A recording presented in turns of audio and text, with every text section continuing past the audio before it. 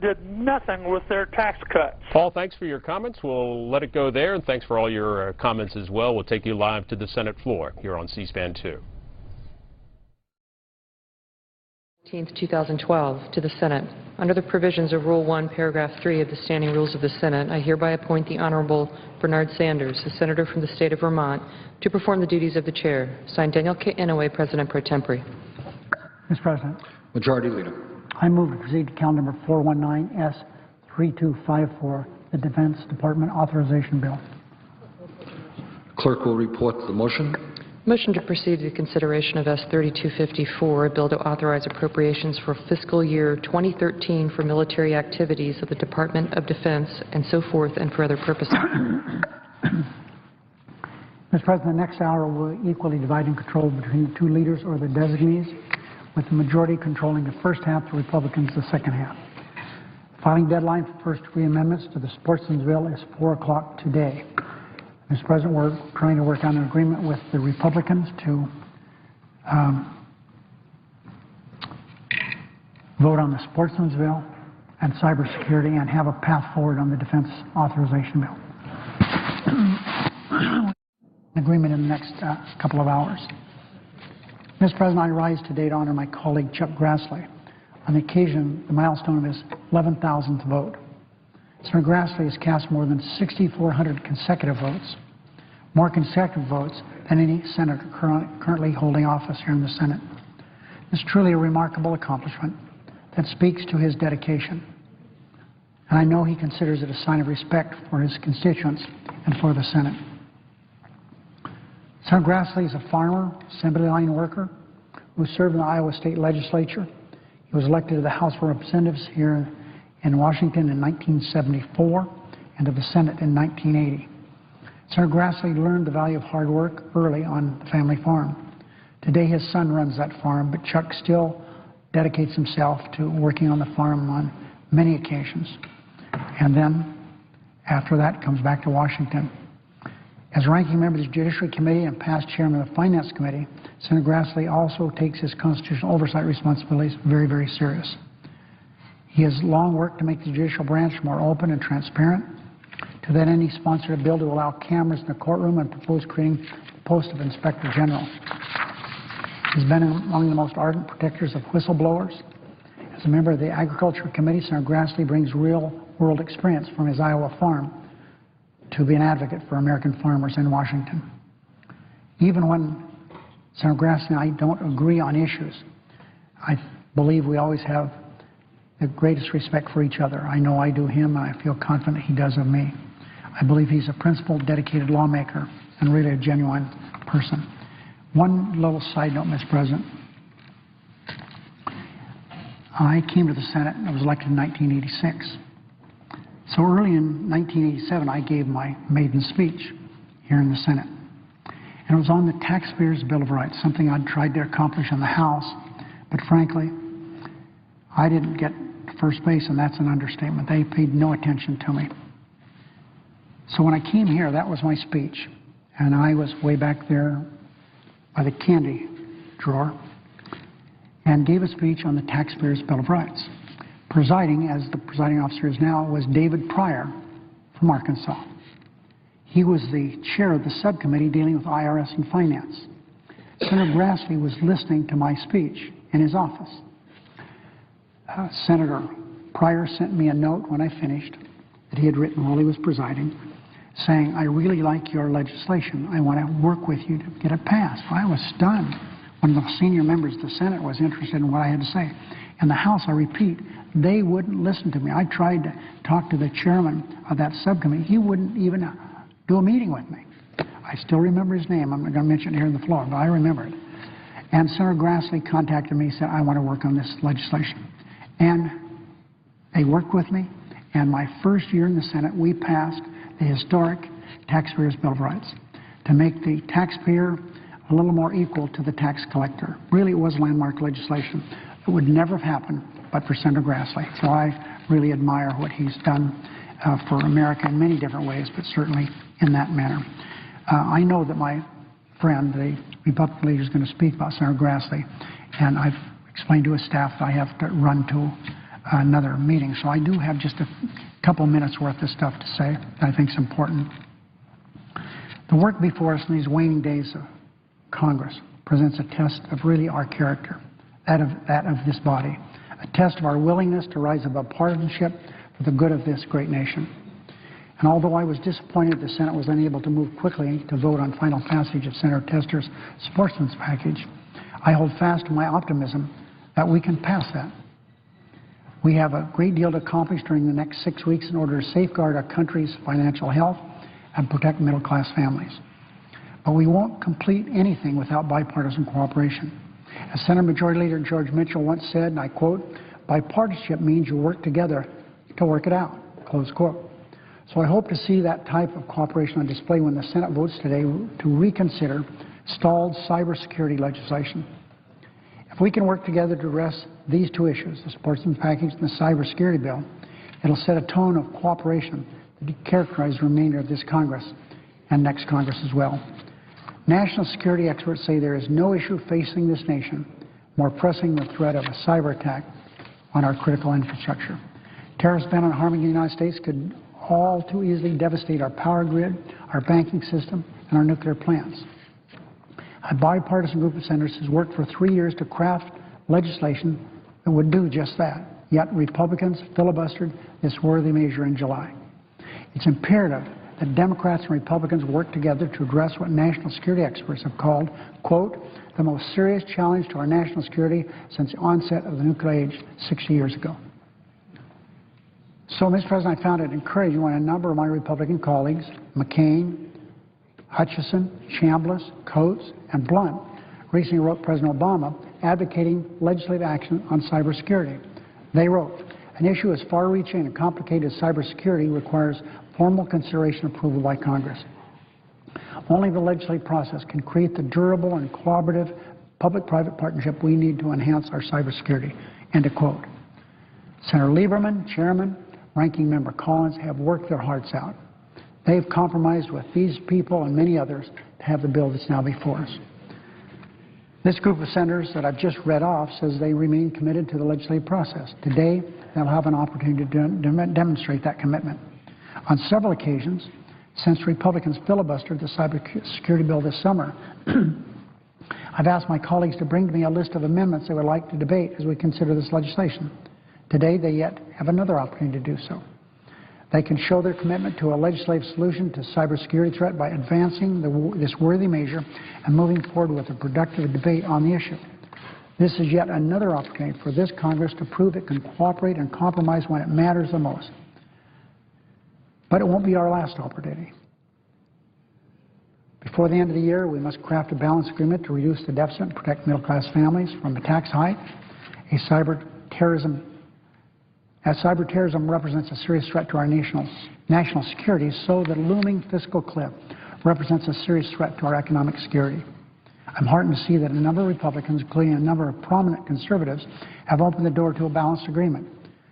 Bill Kristol, leading conservative commentator, said, it won't kill the country if we raise taxes a little bit on millionaires. It really won't, it's what he said. Glenn Hubbard, an advisor to the Romney campaign, an advisor to the last President Bush, conceded that any agreement must include revenue increases. It's simple math. To protect the middle class, it will be necessary to ask millionaires and billionaires to contribute a little more as we work to reduce the deficit. Democrats understand we won't get everything we want from a bipartisan accord, but Republicans should realize they won't get everything they want either. And that shouldn't prevent us, as my esteemed predecessor said, from working together to work it out. That's Senator Mitchell. Thank you, Mr. President.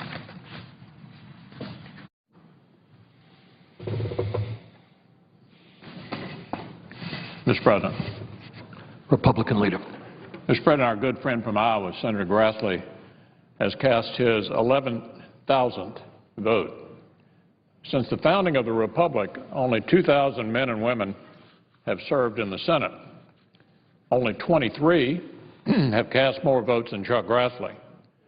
No other current senator has gone as long as he has without missing a single vote. He hadn't missed a vote in 19 years. This year, Senator Grassley marks 54 years of public service to the people of the Hawkeye State. While some members of Congress have a tendency to lose touch with their constituents, Chuck Grassley has always worked hard to make sure he never did that. He has made it his business to stay connected to the folks back home by holding at least one town hall meeting a year in all of Iowa's 99 counties, and by responding to every letter, postcard, email, or phone call. And of course, we're all familiar with his tweets. Much like the senator himself, they're truly one of a kind. Senator Grassley also stays close to the land by working his family farm. He does that even while keeping up his duties here in Washington. He may be a U.S. Senator, but he has always preferred to be known as a farmer from Butler County. Visitors to the Grassley farm say it's not uncommon to see Senator Grassley pulling a cell phone out from under his baseball cap while riding on his tractor. Over the years, Chuck Grassley has distinguished himself by his tenacity and his commitment to the public interest. His first major legislative achievement was the passage of the Federal False Claims Act, which over the years has saved taxpayers more than $17 billion. As chairman of the Finance Committee, he led bipartisan bills through Congress that cut taxes by $2 trillion, leaving more money in the pockets of hardworking Americans. Senator Grassley has a lot to be proud of in his career. He and Barbara are also rightly proud of their 58 years of marriage, their 5 children, and many, many grandchildren. He's been a farmer, a father, a government watchdog, a steward of the nation's finances. In short, he's a real statesman. The Senate would not be the same without him. And the nation, I firmly believe, would be a lot worse off without the remarkable service of Senator Chuck Grassley. Mr. President, I yield the floor. Mr. President. Senator from Vermont. I just wanted to add my congratulations to my colleague from the state of Iowa, Mr. President. Senator from Iowa. I listened to both the speeches of our majority leader and the Republican leader. I just want to add my congratulations to my friend and longtime colleague, Senator Grassley, for reaching this milestone of 11,000 votes in the United States Senate, and for his long service to our state of Iowa and to our nation. Senator Grassley and I were elected the same year, sworn in on the same day in January of 1975, although he preceded me to come to the Senate by 4 years. But I can say without any fear of contradiction that Senator Grassley and I have had a wonderful working relationship. Obviously, anyone who knows our records know that we don't always agree on things all the time. Well, that's the way things ought to be around. We have good debates, but we've always been friends. And the one thing I also know is that we've always worked together for the betterment of our state of Iowa. I think politics tends to end at that doorstep, and when it comes to Iowa and what's good for our state, we've always worked very closely. We've always had a great camaraderie. Our staffs have worked together very closely over the years. And so, again, I just want to commend the senior senator from the state of Iowa. I now have the distinction of being the most senior junior senator in the United States Senate. It used to be Fritz Hollings for years. Now I'm the most senior junior senator, and I couldn't ask for a better colleague and a better friend on that side of the aisle and from the state of Iowa than Senator Chuck Grassley. And again, I just want to congratulate him on reaching this milestone. Mr. President. From Vermont. Hey, Mr. President, I'm sorry I interrupted. I came off the floor. I didn't realize Senator Grassley, being as usual facing south, was sitting there in the back row. I've been here as a colleague of the Senate during those 11,000 votes. I don't want to ruin his reputation back home, but we have a significant number of those votes where he and I voted the same way. And, of course, he and I sit together, sit side by side in the Senate Judiciary Committee, and I congratulate him. These are milestones worth being noted. And Senator Grassley and his wife Barbara are friends of Marcel's and mine, and so I can congratulate him. His wife Barbara was kind enough to introduce, both to recommend my wife for a Cancer Awareness Award and then to introduce her just before we recessed. And it's been that kind of a relationship. Those of us who live in rural areas, as the distinguished presiding officer knows, we acquire certain bonds, and so I applaud the senator from Iowa. And Mr. President, I have another subject, if I might. Incident. What is the parliamentary situation? Under the previous order, the leadership time is reserved. Under the previous order, the following hour will be equally divided and controlled between the two leaders or their designees, with the majority controlling the first half. Mr. President, I'll take on the majority side. I know what we all know is that Congress is now back from an extended recess. When we left, there were a number of significant items pending on the either on the floor of the House or the floor of the Senate. And yesterday I spoke about one major piece of legislation which we passed here in the Senate by an overwhelmingly bipartisan vote, and that was the Farm Bill. It has, of course, implications to a state like Vermont, but it does to every single state in this country. It has everything from milk price supports to drought and disaster relief. As I said, it was a bipartisan vote, strongly supported by Democrats and Republicans alike. It has been stalled in the House, and I hope now election's over they can bring it up and pass it. But there's another urgently needed piece of legislation which we have passed here in the United States Senate, and it's time to pass it in the House. I know we have issues like disaster relief for the victims of Hurricane Sandy. We should do that. We have the fiscal cliff that threatens our economy. That's extremely important. We have confirmation votes on scores of judicial nominees. We have 19 of them pending on the floor. That's all important. All of these things can be done in the time remaining for us.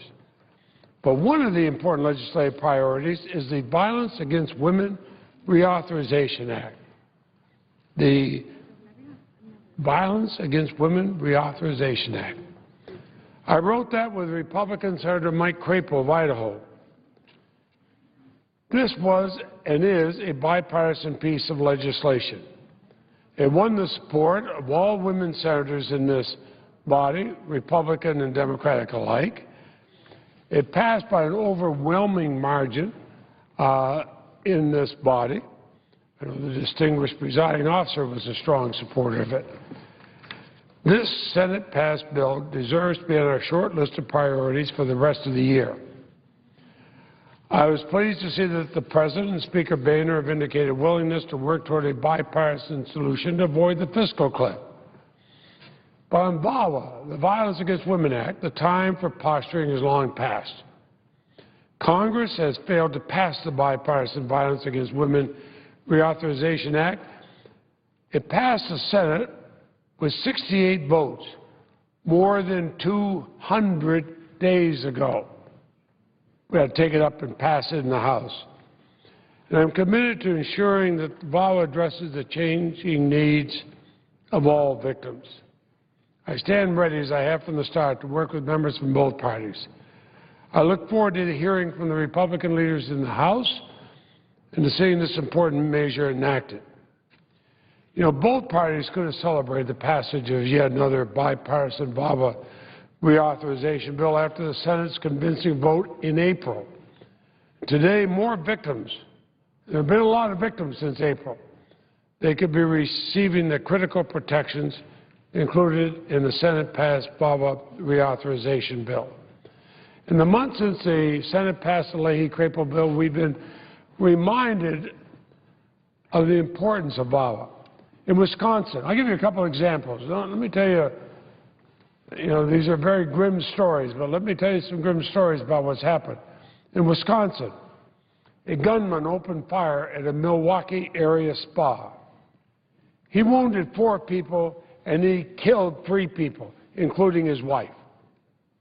The Republican governor in Minnesota called for tougher domestic violence laws because the gunman had previously abused his estranged wife. Leahy-Crapo bill would strengthen the ability of states and service providers to identify domestic violence cases that have a significant risk of homicide, take effective steps to protect potential victims.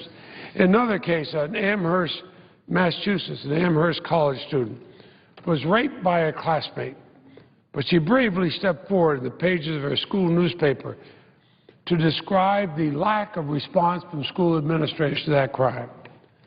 That young student, and she's not alone by any means, along with countless others like her, deserve attentive and respectful treatment in the wake of such a heinous act of sexual violence.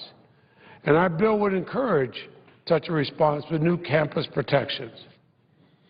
But if we don't have congressional action, these and other new crucial protections in the Leahy-Crapo bill will not be able to help victims and prevent crimes nationwide. And the recent events remind us that innocent lives are on the line when it comes to domestic and sexual violence. It's unacceptable to delay these. Mr. President, I was astounded to hear that some of the objections in the House was because we covered all women in our act. Immigrants, gay, straight, whatever it might be, Native Americans. You know, Mr. President, I still have nightmares of some of the crime scenes I went to as a young prosecutor in Vermont, 2 and 3 o'clock in the morning. I remember seeing the battered bodies of victims, battered and bloodied bodies of victims. I never remember a police officer there saying, wait a minute, we have to find out whether this victim is gay or straight, whether this victim is an illegal immigrant or a Native American. We have to determine that before we can decide whether we're going to do anything.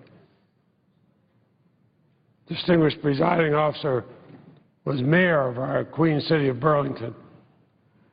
He knows he never would have allowed any member of the police force in that city to pick and choose. None of us would. So let's face up to reality.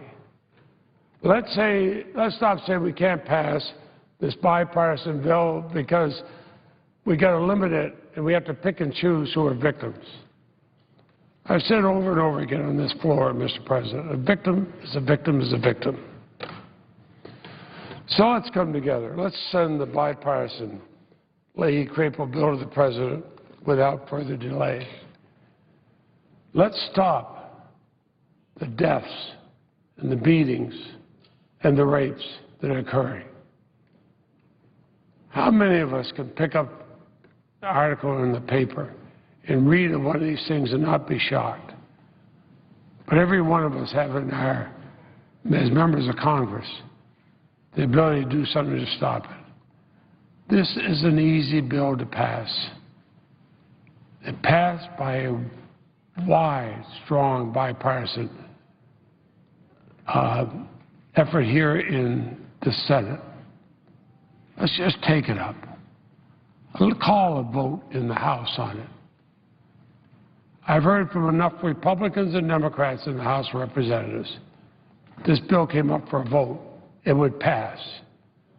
I think it is slamming the door in the face of people who might be abused if we don't bring it up. I yield the floor, and I suggest after the quorum. Withhold, Mr. President, I withhold that request for quorum. I see the distinguished chair of the Senate Agriculture Committee on the floor. And as I mentioned just earlier, a few minutes ago, and again yesterday, her leadership brought about one of the most sweeping, cost-saving, best 5-year farm bills this body has passed, and I yield the floor. Well, thank you very much, Mr. President. Senator from Michigan. Thank you, Mr. President, and thank you to a former chair of the Agriculture Committee and very distinguished member who leads in so many areas, whether it's our dairy producers, whether it's organic farmers, whether it's the nutrition title. We wouldn't have the 5-year farm bill that we passed in the United States Senate without Senator Leahy's leadership, and so his words are very, very kind, but I'm very appreciative of all that he has done. I so much appreciate our senior senator from Vermont coming to the floor and speaking out about the need to get a farm bill done. That's why I'm here today as well, to echo your words from yesterday and today. We need to get it done, as we all know. We have seen 45 days since the Farm Bill expired, and there's absolutely no reason whatsoever not to get this done. Let me also, before speaking more about that, though, thank our chairman of the Judiciary Committee for his words about the Violence Against Women's Act, because every victim of crime, every victim of domestic violence needs to be covered under this law. And I am very grateful for all that you have done to make sure that all victims are covered, and that's another bill that needs to get passed in the House of Representatives. In talking about the Farm Bill, Mr. President, I also want to say congratulations to another distinguished member of my committee, Senator Grassley, for his 11,000th vote, which he cast last night. And I know that Senator Harkin was here on the floor as well speaking about that. Two incredibly talented members of the Agriculture Committee, and I want to congratulate Senator Grassley, who's been a real champion and leader on the reforms that are in our bill, really some historic reforms in the bill, and he has led that effort, and I want to congratulate him as he has reached a very important milestone.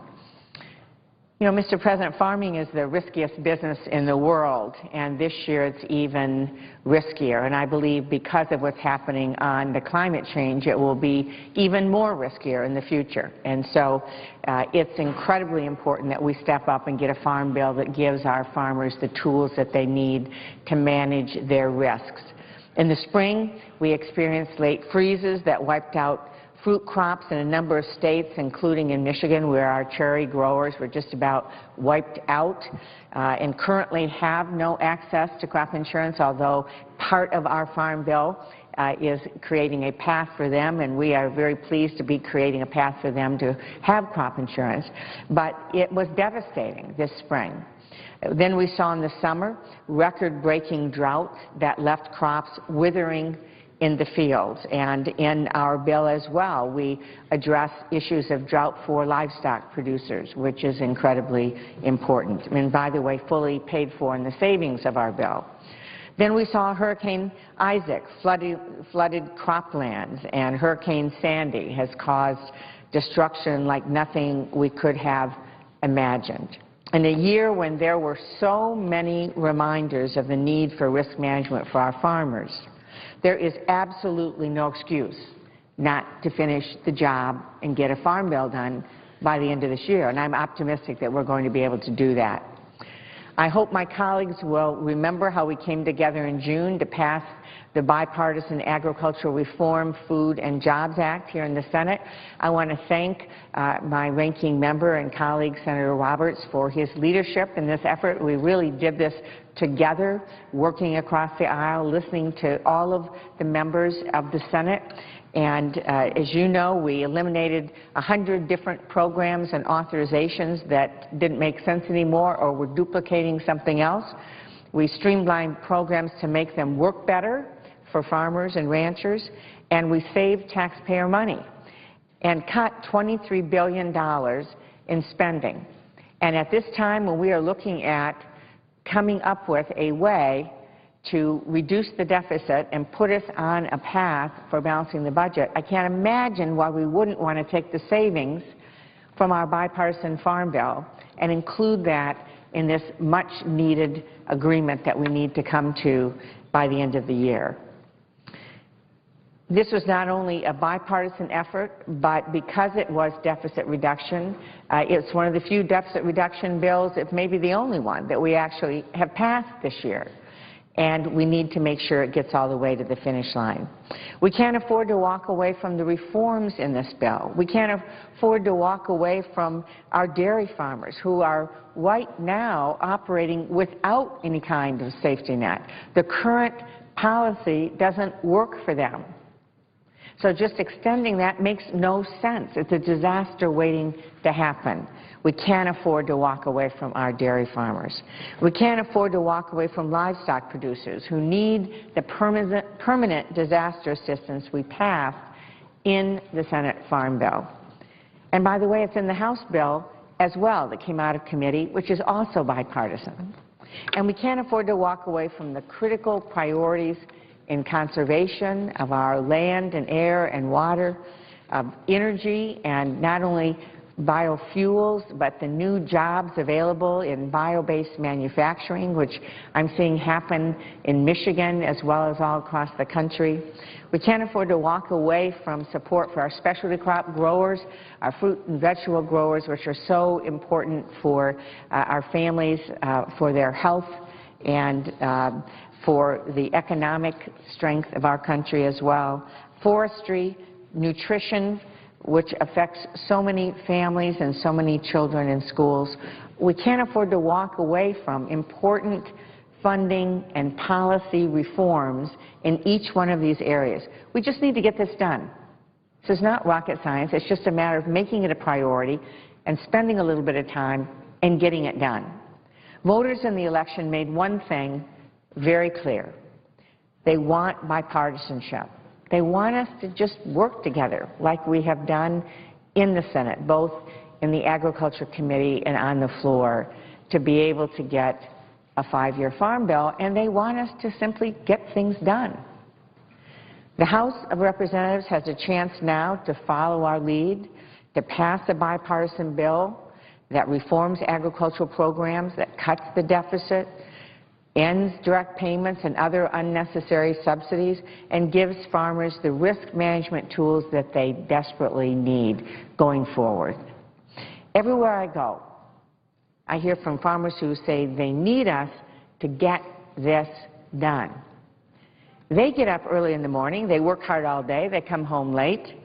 When there's work to be done, they do it. They just have to do it. They don't put it off till another day for whatever excuse. They do what has to be done, and they expect us to do what has to be done. And now we're 45 days past the expiration of the last Farm Bill. We're looking at January and beyond, when a series of changes will happen automatically unless we pass a new bill, and it will be very, very difficult on a number of fronts.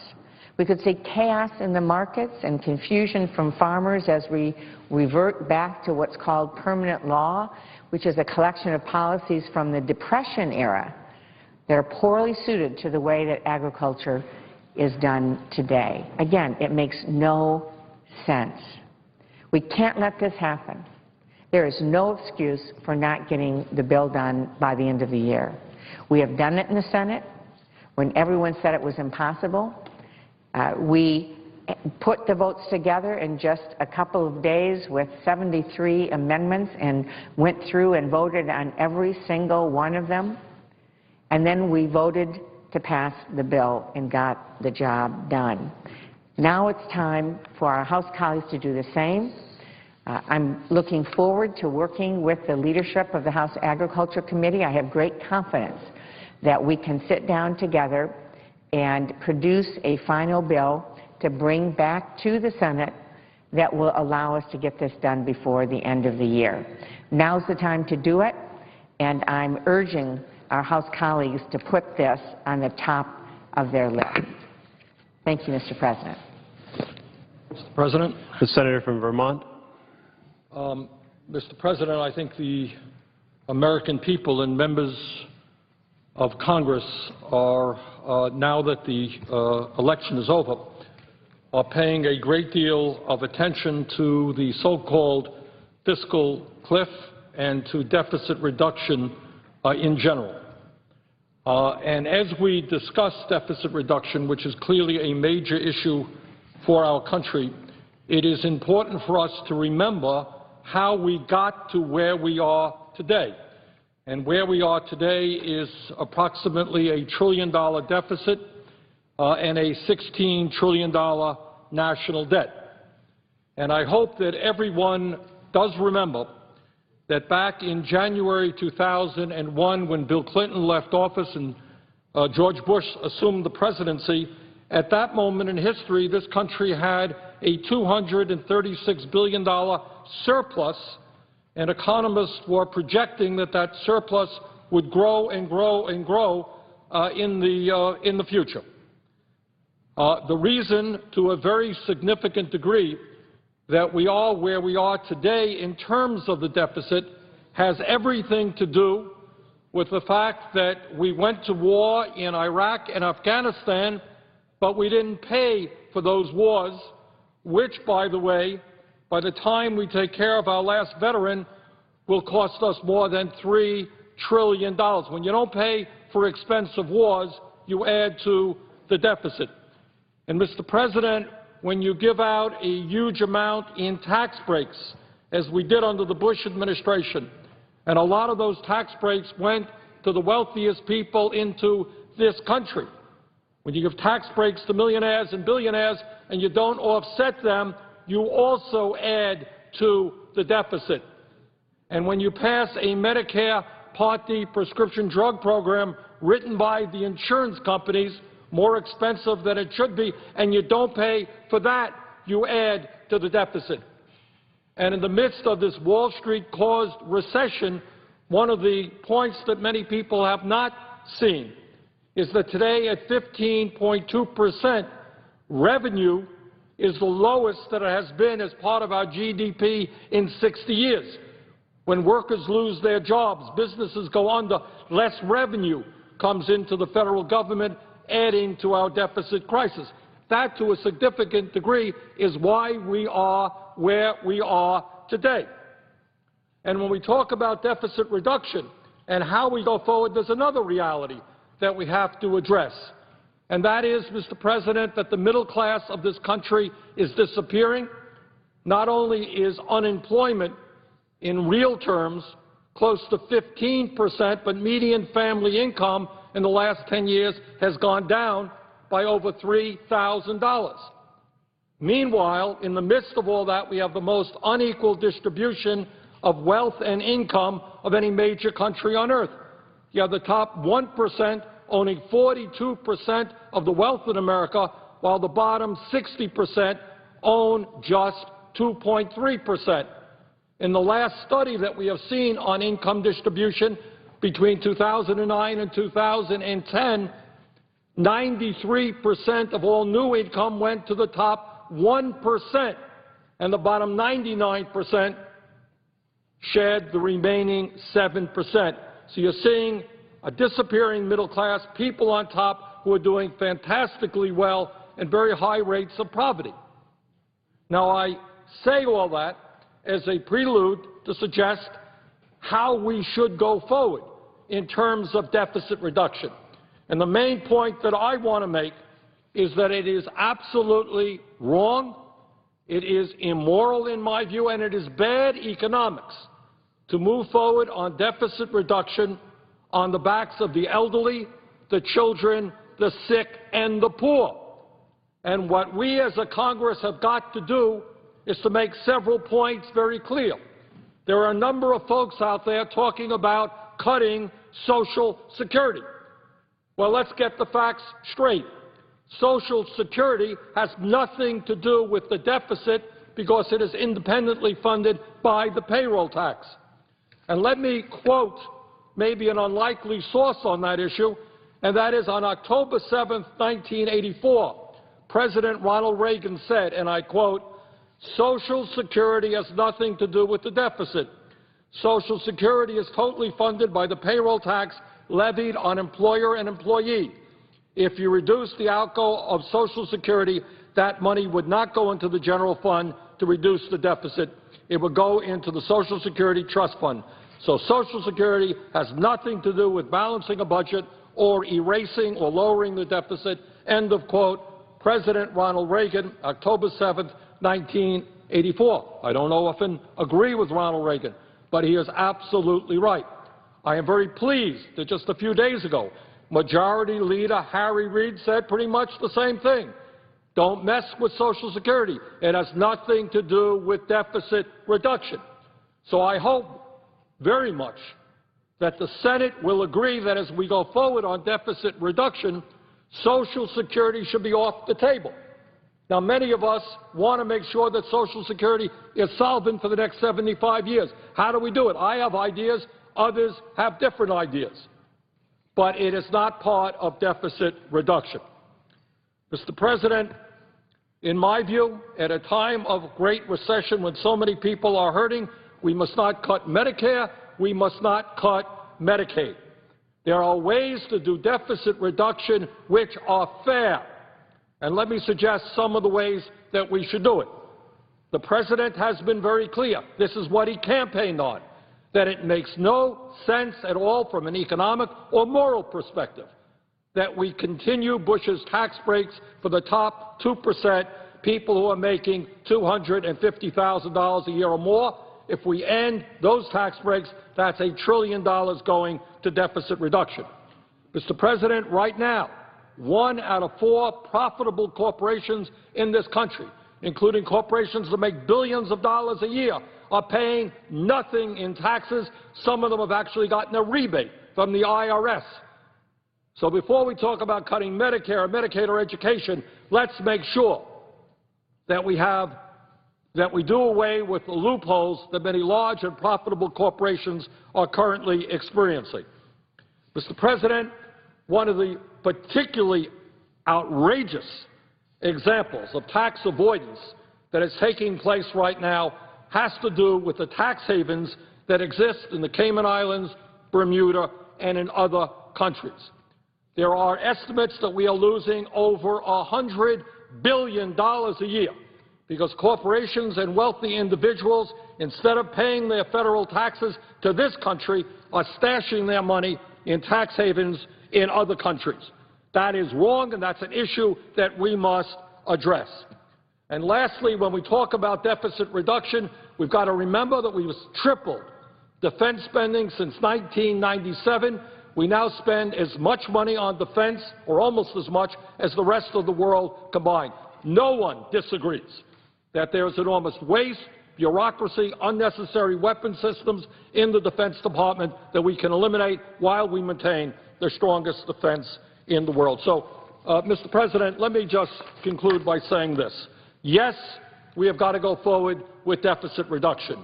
But no, we cannot and must not do it on the backs of the elderly, the children, the sick, and the poor. There are ways to do it that are fair, which ask those people who are doing phenomenally well to start paying their fair share of taxes, and that is the position that this Senate should take.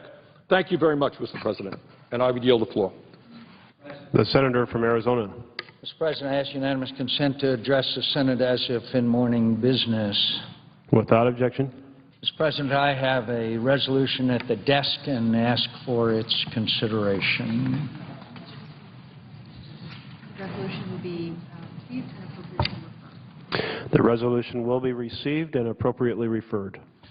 I thank you, Mr. President. This resolution calls for an establishment of a select committee of the Senate to make a thorough and complete investigation of the facts and circumstances surrounding and the response of the United States government to the September 11, 2012 terrorist attacks against the United States consulate and personnel in Benghazi, Libya, and to make recommendations to prevent similar attacks in the future. I send that to the desk, and in behalf of myself, Senator Graham of South Carolina, and Senator Ayotte of New Hampshire, Mr. President, before I go into the need for this select committee, and there clearly is a need because there is a huge credibility gap amongst the American people because of the now going on 8 weeks of contradictory reports, contradictory statements,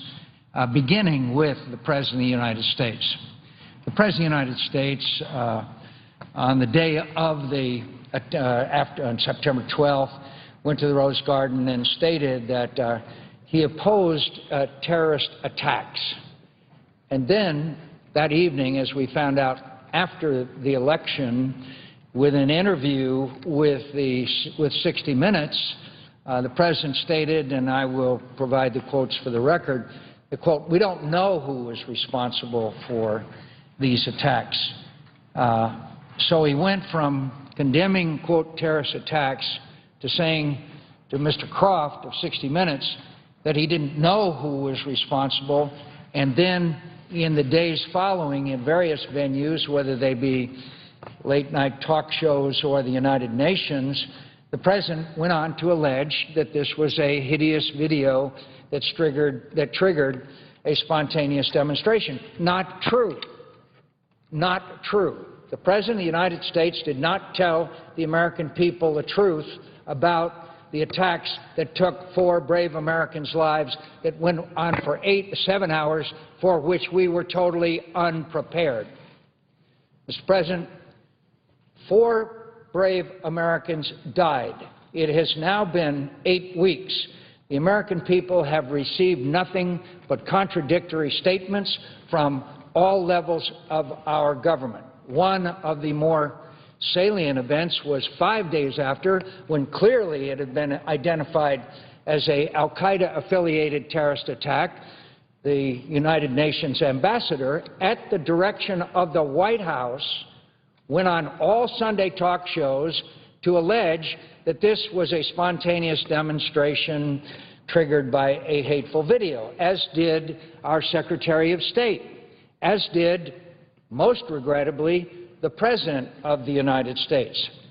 The American people deserve the facts. The American people need to know, why was the security at the consulate so inadequate despite 2 previous attacks on that facility? An assassination attempt on the British ambassador. What did the President know? When did he know it? And what did he do about it? Did the President's national security staff make him aware of these attacks? And if they did, why did he not take the lead? What actions, if any, were taken to respond to a classified cable that was sent from our embassy in Libya to the State Department on August 16th, weeks before the September 11th attack, stating there were numerous armed groups in Benghazi that posed a threat to American interests, that the consulate in Benghazi could not survive a sustained attack like the one that eventually occurred a month later at the hands of one of these militia groups, which was al-Qaeda affiliated? What actions, if any, did the Secretary of State take in response to these repeated warnings? I saw Christopher Stevens in Tripoli on July 7th. He told me of his security concerns then. Senator from South Carolina and others wrote an article in the Wall Street Journal talking about the need for security, the problems that the nascent Libyan government was having. Obviously, those were ignored. Why were repeated requests for greater security in Libya turned down by officials at the State Department?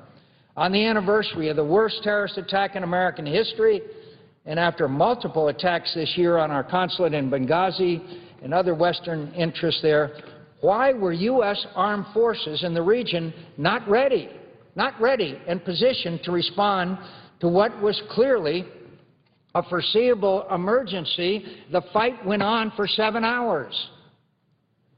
Why did senior administration officials seek to blame a spontaneous demonstration when there was no spontaneous demonstration, which they were seeing in real time, which the surveillance cameras within and without our consulate clearly indicated?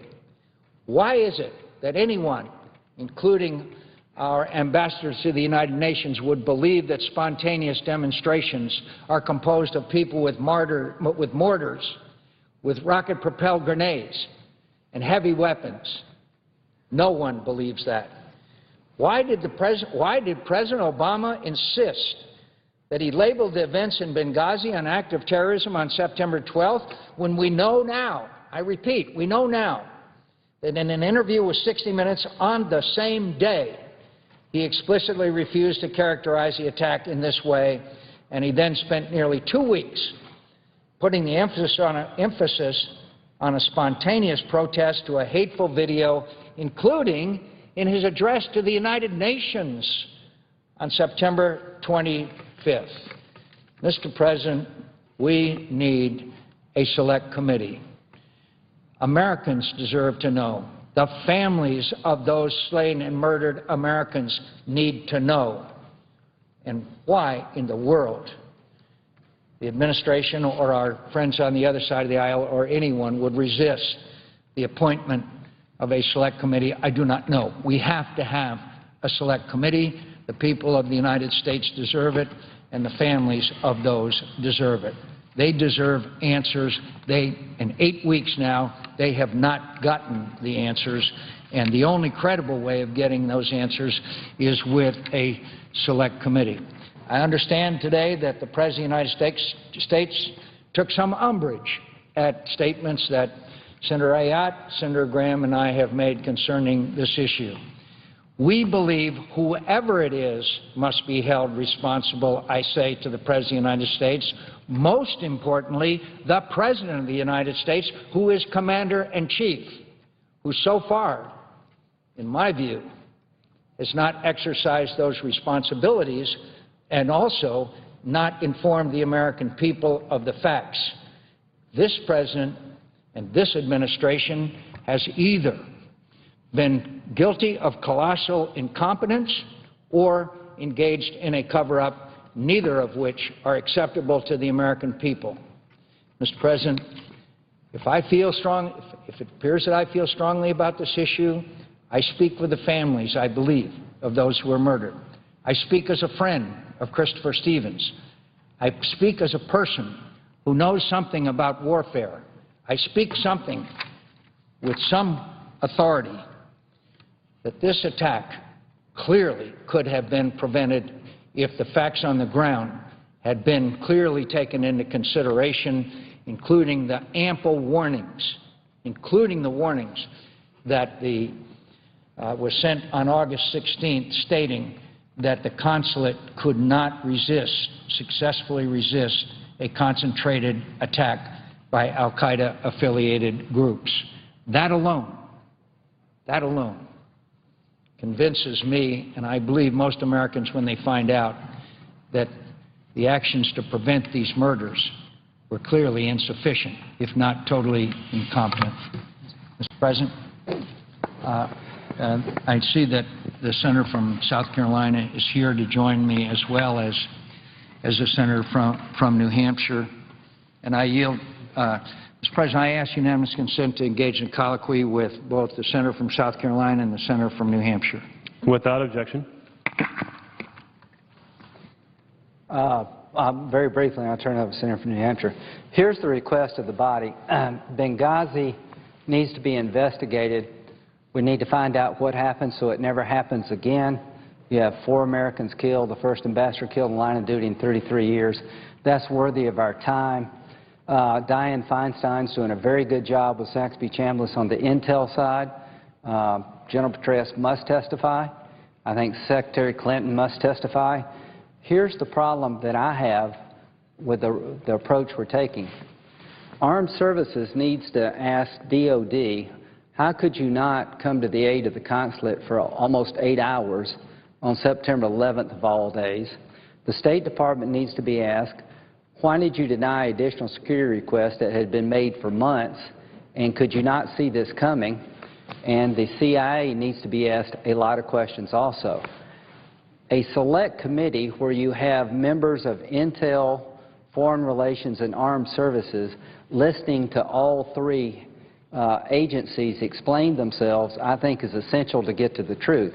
I will not know what General Petraeus says in the Intel Committee, and I won't get to ask him questions. And there'll be people on the Intel Committee that will not be able to ask Secretary Panetta, General Ham, and others about the DOD piece.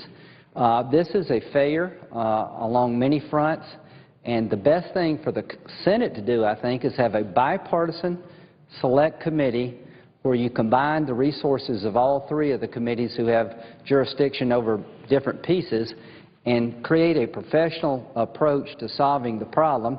It will be run by our Democratic colleagues because they're in charge of the body it should be. There have been times in the past, Iran-Contra and other examples of where committees combined their resources to make sure that they fully understand what was being said. If you stovepipe this, and one committee goes one way and the other committee goes another way, we're not going to get the complete picture of what happened in Benghazi.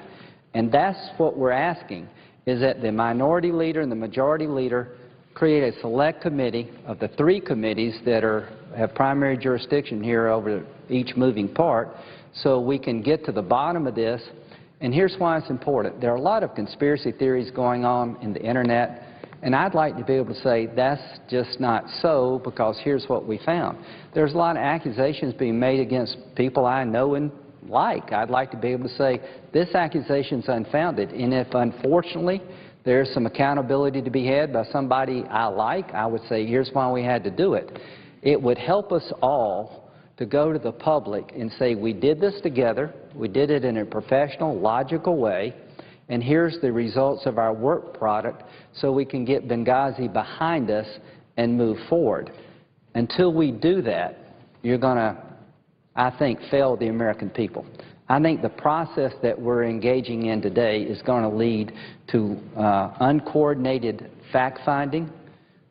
Pieces of the puzzle will never be put together because we're not talking and working together. I think you're going to let the families down, and the process we're engaging in today will not get to the truth. Well, gentlemen, yield for a question. One of the most salient points of this whole scenario was 5 days after the attack when the ambassador of the United Nations went on all Sunday shows to allege that this was a spontaneous demonstration triggered by a hateful video. Those talking points that the ambassador used didn't come from the CIA, it's my understanding. They came from the White House. Who in the White House? Who? Was it the President of the United States? Was it one of his people? Who was it that gave her talking points that clearly indicated something of which there was no basis in fact, certainly not after 5 days? And did the President ask about this situation? Did the President of the United States say, wait a minute, is she going out there when right after, on the program that I was on, Face the Nation, the President of the Libya National Assembly came on right after and said, this is an al-Qaeda attack, this is a terrorist attack, and then for days afterwards, the President of the United States goes out, and including the United Nations, saying that this was a hateful video that triggered a flash mob. That none of this has a shred of credibility. And so when we talk about the need for a select committee, when the White House is responsible for these talking points, if they were, then that covers all the different oversight committees that we have in the United States Senate. I'm the Senator from New Hampshire, but my response would be sort of as follows. There's a news article coming somewhere from the State Department suggesting the CIA was responsible for consulate security because this mostly was a CIA operation. There's an article coming out of the CIA corners basically saying we responded very quickly and efficiently to the attack. Here's my problem. If you don't have a select committee listening to all the stories, it's pretty hard to put the puzzle together. My response would be, why did the people in the State Department assigned to Benghazi ask for support from the State Department if this was in fact a CIA responsibility? I want to hear the State Department explain that. In a news article, you're trying to create the impression that we're a secondary player. Well, that'd be news to every State Department official in Libya because they were asking the State Department for security. I'd like to challenge the CIA's narrative of what they did and how they did it, but I want to hear the complete story. And the senator from New Hampshire has been an attorney general prosecuting a case, and I would just like to get her input as to how efficient you think it would be for 3 committees to do their own investigations, never talk to each other in a coordinated fashion, have a stovepipe investigation versus a coordinated one body listening to everybody approach. I would answer the senator from South Carolina that if we do not do a select committee and bring everyone together, what you can envision is an incomplete story on each. First of all, we know that CIA